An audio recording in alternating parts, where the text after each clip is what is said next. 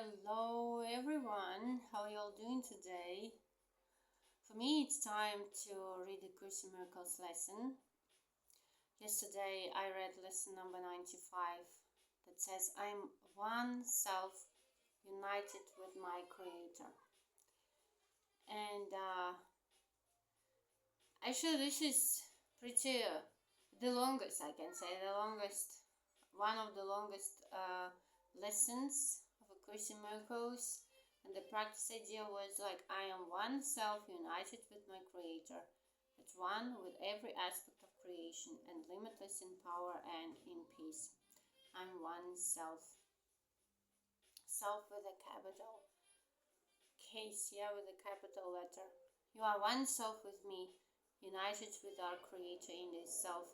I honor you because of what I am and what He is, who loves us both as one. So actually, why you are doing forgiveness work?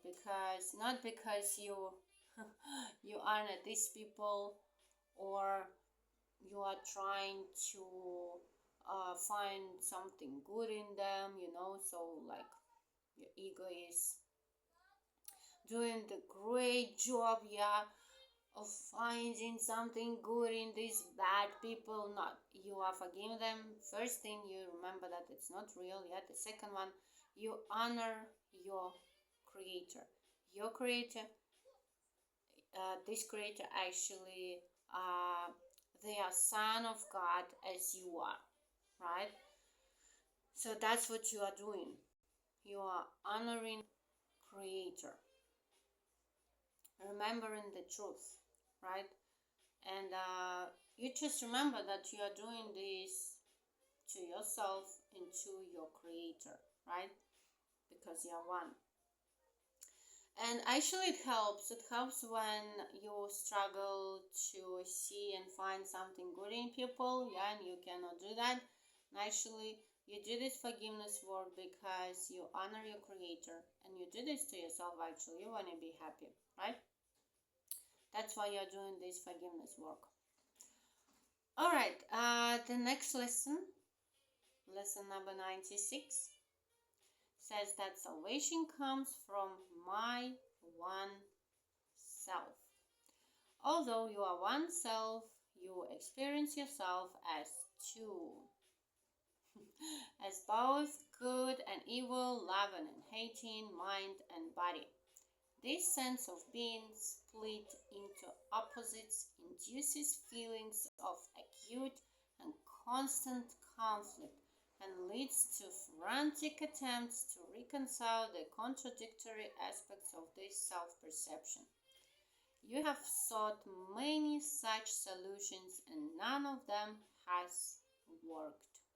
The opposites you see in you will never be compatible, but one exists. But only one exists, right? The fact that truth and illusion cannot be reconciled, no matter how you try, what means you use, and where you see the problem, must be accepted if you would be saved. Until you have accepted this, you will attempt an endless list of goals you cannot reach. A senseless series of expenditures of time and effort, hopefulness and doubt, each one as futile as the one before, and failing as the next one surely will. Problems that have no meaning cannot be resolved within the framework they are set. Right. Two selves in conflict could not be resolved, and good and evil have no meeting place. The self you made can never be your self, with a capital S, nor can yourself be split in two and still be what it is and must forever be. A mind and body cannot both exist. A mind and body cannot both exist. Either your body is ruling everything or the mind is ruling everything, right? Make no attempt to reconcile the two. Make no attempt to reconcile the two, for one denies the other can be real. If you are physical, your mind is gone from your self-concept. If you are physical, your mind is gone from your self-concept, for it has no place in which it could be really part of you. If you are spirit, then the body must be meaningless to your reality. Is your body meaningless to your reality? Can you just live like there is no body? Can you just live like ignoring your body, like not focusing on any sensations and feelings you may have in this body? Just let it be. Just leave it alone. Yeah. Can you do that? Spirit makes use of mind as means to find its self-expression, and a mind which serves the spirit is at peace and filled with joy. Its power comes from spirit, and it is fulfilling happily its function here. Yet mind can also see itself divorced from spirit, and perceive itself within a body it confuses with itself. Without its function, then, it has no peace, and happiness is alien to its thoughts. Yet mind apart from spirit cannot think. It has denied its source of strength and sees itself as helpless, limited, and weak. Dissociated from its function now, it thinks it is alone and separate, attacked by armies massed against itself and hiding in the body's frail support. Now must it reconcile unlike with like, for this is what it thinks that it is for. Waste no more time on this. Who can resolve the senseless conflicts which a dream presents? What could the resolution mean in truth? What purpose could it serve? What is it for? Salvation cannot make illusions real, nor solve a problem that does not exist. Salvation cannot make illusions real, nor solve a problem that does not exist. Perhaps you hope it can. Yet would you have God's plan for the release of his dear son bring pain to him and fail to set him free? Yourself retains its thoughts, and they remain within your mind and in the mind of God. The Holy Spirit holds salvation in your mind and offers it the way to peace. Salvation is a thought you share with God, because his voice accepted it for you and answered in your name that it was done. Thus is salvation kept among the thoughts yourself holds dear and cherishes for you.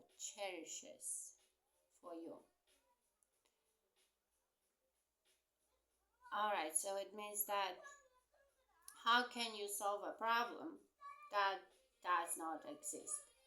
It's like you are not even trying to solve your problems because they do not exist, right? In the first place. We will attempt today to find this thought whose presence in your mind is guaranteed by him who speaks to you from your one self. Our hourly 5-minute practicing will be a search for him within your mind. Salvation comes from this one self through him who is the bridge between your mind and it. Wait patiently and let him speak to you about yourself and what your mind can do. Restored to it and free to serve its will. Begin with saying this: salvation comes from my one self. Its thoughts are mine to use. Salvation comes from my one self. Its thoughts are mine to use. Then seek its thoughts and claim them as your own. These are your own real thoughts you have denied, and let your mind go wandering in a world of dreams to find illusions in their place. Here are your thoughts, the only ones you have. Salvation is among them. Find it there. So today we're trying to reach our one self, yeah, and to use its thoughts as ourselves, right? So that's what we are doing today. And ego's thoughts that we may have, yeah, along the day are actually being replaced with thoughts of one self. Alright, so if you succeed, the thoughts that come to you will tell you you are saved and that your mind has found the function that it sought to lose. Yourself will welcome it and give it peace, restored and strength. It will again flow out from spirit to the spirit in all things created by the spirit as itself. Your mind will bless all things. Your mind will bless all things. Confusion done, you are restored, for you have found yourself with a capital S. Yourself knows that you cannot fail today. Perhaps your mind remains uncertain yet a little while. Be not dismayed by this. The joy yourself experiences it will save for you, and it will yet be yours in full awareness. Every time you spend 5 minutes of the hour seeking Him who joins your mind and self, you offer Him another treasure to be kept for you. Each time today you tell your frantic mind salvation comes from your one self. Each time today you tell your frantic mind salvation comes from your one self. You lay another treasure in your growing store. You lay another treasure in your growing store, and all of it is given everyone who asks for it and will accept the gift. Think then how much is given unto you to give this day that it be given you. And it feels like ego is really trying to keep me away from this work, because I can feel it. Even the sounds you may hear, yeah, coming from the outside. The neighbors' kids are yelling, screaming, all this stuff, and the other stuff. The body is always trying to prevent you from doing this work. And actually, yeah, you may feel that, oh, maybe I can do this later. I don't have to do this. I don't want to do this. I don't feel like doing this. But that's how ego is stopping you. That's how ego is keeping itself alive. So yeah, and today we are doing this work, trying to reach oneself and to remind ourselves that we, at least today, yeah, so it's like just for a short period of time, yeah, just for a few minutes, yeah. So you start this, you take these steps just for a few minutes, not like for a long, yeah. So just if it helps to you, right? We're trying to have thoughts from oneself today, right? Not ego thoughts, right? But thoughts from oneself. And we are growing this new store because we are emptying all the shelves of this store we had fulfilled with grievances. We are emptying them now. we are withdrawing them now. We are throwing them away. We are giving them to the Holy Spirit, to the Holy Spirit's light. And we are growing the brand new store fulfilled with Holy Spirit's thoughts. That's what we are doing today. We're just reminding ourselves along the day, like, you know what, this thought isn't coming from my one self. Today I'm trying to reach my one self. Today I'm trying to think thoughts with my one self. And I let Holy Spirit to replace all the ego thoughts I may have along the day with his thoughts. That's what we are doing today. All right, and that's what for today's. I guess I'm a little bit late for reading lessons, because the previous ones, when I thought that I read the lesson, but actually I didn't. I just read the preview, or something like that. And that's why probably I may be 2 lessons like back, but anyway, I guess I can read them the other time. So I'm gonna read them even if the year is already like done. I can still read them, I guess, because it's not about that. But anyway, I'm trying my best, and believe me, it's not easy, but I am doing my best. So that's the lesson for today. Actually, it looks similar for the previous ones. Yes, that we are trying to reach oneself, we're trying to reach Son of God in us, and to remember the truth. To apply this idea wherever trigger us. Wherever may make us feel upset or disappointed, or wherever you name it.